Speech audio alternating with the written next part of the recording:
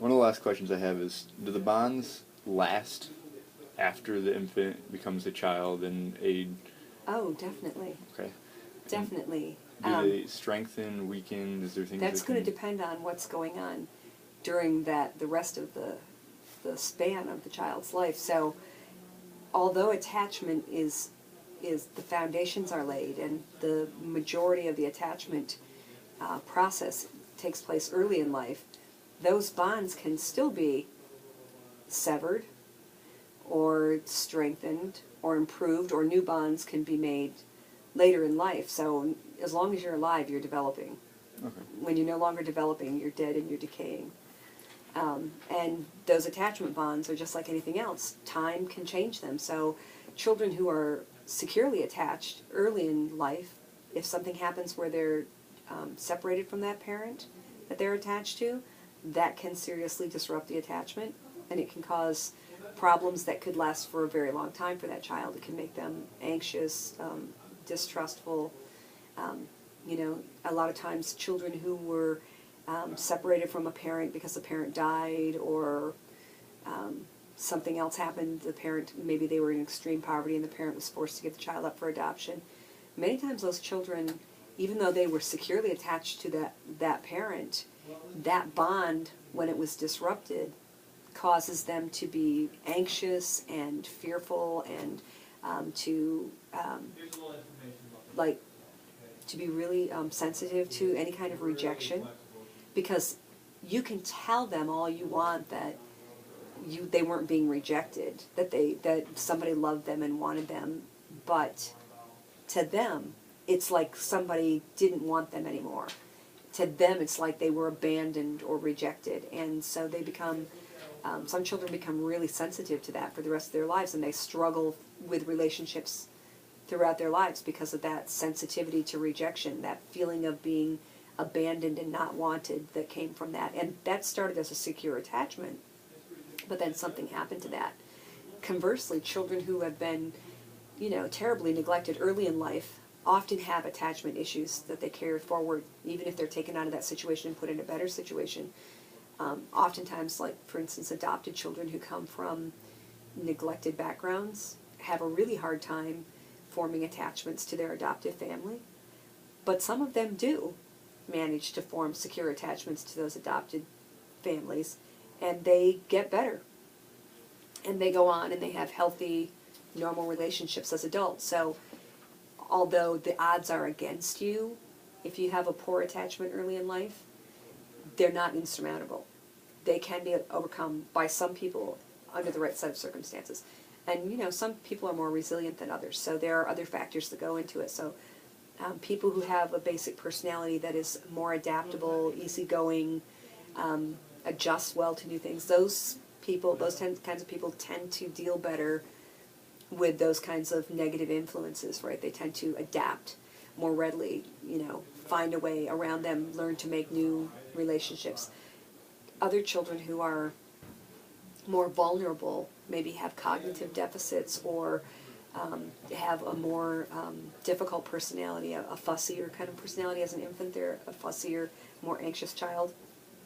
A lot of times they're not very resilient, and that bad attachment relationship affects them for a long time. And unfortunately, kids who are being taken out of a neglectful home often have a multitude of issues that make them more vulnerable and less adaptable, right? So they may have had poor prenatal care, they may have had poor nutrition, they may have been exposed to teratogens like alcohol and drugs and tobacco and things like that. Poor caregiving, because they are often born to parents who either have problems or who are immature and young and don't know what the heck they're doing themselves, and so then the child is not getting the appropriate care. And so all of these things tend to snowball, and then the kids are finally taken out of those homes, but by then the damage is so great and the child has so many deficits that they're not able to overcome that and form a new attachment. So it tends to be a snowballing effect for those kids. But again, as long as you're alive, you're developing, and things can change. And if you have a relationship that is really good and really strong and really supportive, sometimes that can overcome a lot of other things, and then a lot of times it can't. Yeah. You know, so it's going to depend very much on what that person brings to that situation, whether or not that relationship is going to be able to help them get past the problems that come from that poor attachment. So now, problems that are faced, is it easier to overcome them at an older stage or a younger stage? Is it? There, I can say the longer that a child is in a poor attachment situation, the less likely that that child will ever be able to form normal social relationships. And the sooner you can get them into a healthy relationship situation, the better the probability that eventually they'll learn how to form normal social relationships. But some kids don't do so well when they're younger, but when they're old enough to reason and talk to them, then you can maybe intervene with some therapy and some, you know, talking about things like that, and they might be able to overcome it. Other kids, by the time they're old enough to talk, those behavior patterns, those emotion patterns are so set that it's really hard for them to break out of those patterns and open up to a new, better relationship with a different set of parents or with somebody else, and they just can't get past that you know, that suspicion, that fear of rejection, or that belief that nobody gives a damn about me, and so I don't give a damn about anybody else either, and you know, I'm in this for whatever I can get out of it, and whatever yours going on with you is your problem, not mine. So a lot of times those patterns are taught to children very early in life. If nobody cared about them, then they learn not to care because that's normal, right? Nobody cares. You don't care. Nobody cares. You cry. Nobody comes. You know, you hurt yourself. Nobody bandages your owie or, you know, cares if you're crying. You're hungry. Nobody bothers to feed you. You need your diaper changed, and even though you cry, nobody comes and changes it. That teaches a child that you're on your own. Nobody cares. And they carry that forward. So some kids can work their way through that and see past it and overcome it. Other kids, not so much. You know, it's not a good prognosis. Yeah. And in the United States, we have this sort of fairy tale fantasy thing about, oh, you know, if we adopt these children, you know, get them out of those bad situations and adopt these children and just give them enough love, it'll fix everything. Well, you know, there's a song, sometimes love just ain't enough. Yeah. And that's true. Sometimes love just ain't enough. You can't undo the things that were done. You can try to help a child overcome them. But, you know, a lot of our brain development happens in that first 2 years. So if you didn't have normal social interactions during that first 2 years, that opportunity for that type of brain development is gone. Because your brain did its developing and you didn't get those things. And now it's too late. You don't get to go back and redo the brain. You know, so, you know, it's not the fairy tale that people think it is. So, which is sometimes why adoption in the United States is not very successful. You know.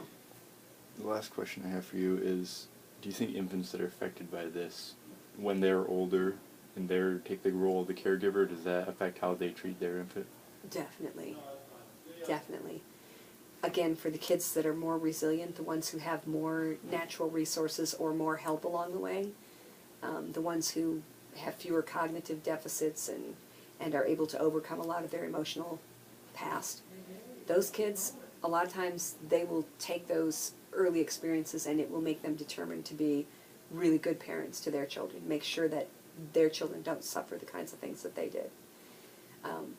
But unfortunately, a lot of kids don't overcome that early treatment, and as adults, they tend to treat their own children very much the way they were treated. You know, they haven't been taught how to care. So they really don't know how to care for another human being. And so therefore they don't know how to actually care for a child. They might know how to change its diapers, they might know how to feed it, but they don't know how to actually care for it. You know, as in have that emotional connection, have that feeling. And so they don't provide the kinds of nurturing care, that kind of responsiveness, like somebody cares when you're crying. And it's amazing how many of these people who themselves were neglected and abused as children, you will hear them say things like, you know, oh, they just need to quit crying, they just need to stop it. You know, they just, there's like no empathy there at all. And the reason they have no empathy is because they were never taught empathy, because nobody cared when they cried.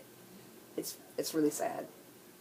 And it's unfortunately a perpetuating cycle, so without some kind of help to overcome that kind of a past, many of these people go on to do the same things to their own children that were done to them, and they get the same results. You know, so, and that's how the cycle perpetuates itself, and that's, you know, that's some of the stuff that leads to child abuse. You know, parents with really unrealistic expectations, like the child just needs to stop crying.